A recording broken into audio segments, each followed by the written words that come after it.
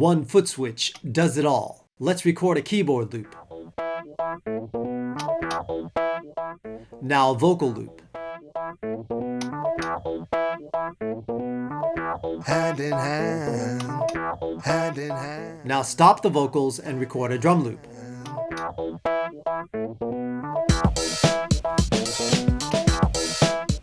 Now a bass loop.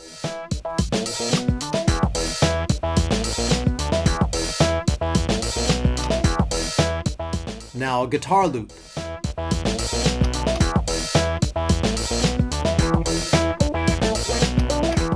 Now stop the drums and bass and bring the vocals back in. Hand in hand. Now record a lead vocal track. Hand in hand.